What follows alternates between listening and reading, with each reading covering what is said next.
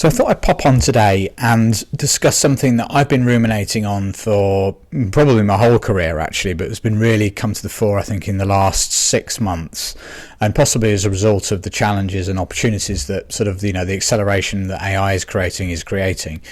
And that comes back to the fact that some businesses right now are seemingly flying and others are really struggling, and there's rarely a lot in the middle. And I think AI is accelerating that challenge and pushing people to either pole.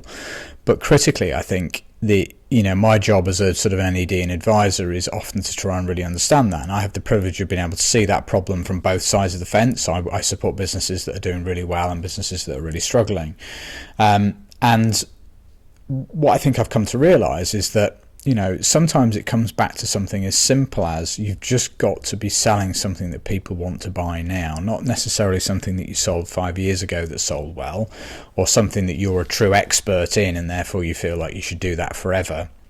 The very best businesses are just selling stuff where there's visceral pain in the present right now.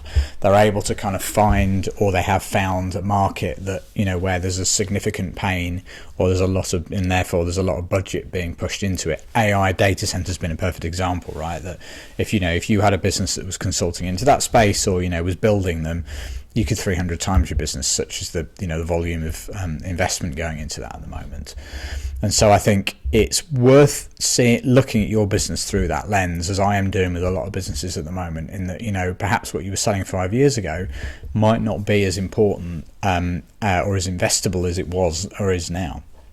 And so really think about that, because sometimes businesses are as simple as just selling the stuff that people want to buy. And if you're in a space that's more traditional, that doesn't mean that it's all over. For an agency perspective, social and influencers are selling very well at the moment because that's where budgets are. But if you're a design agency, for instance, it doesn't mean that you should pack up and go home.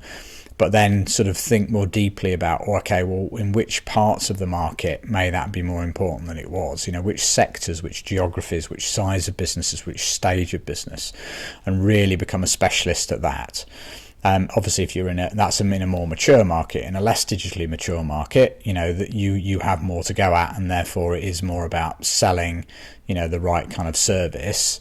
If you're in a more mature market, it's finding the niches within the niches that really still want it. So there's always a way of finding it, but critically, find the visceral pain. Find the people in your market with the most amount of pain that you can solve, or find the market where there is the most amount of pain.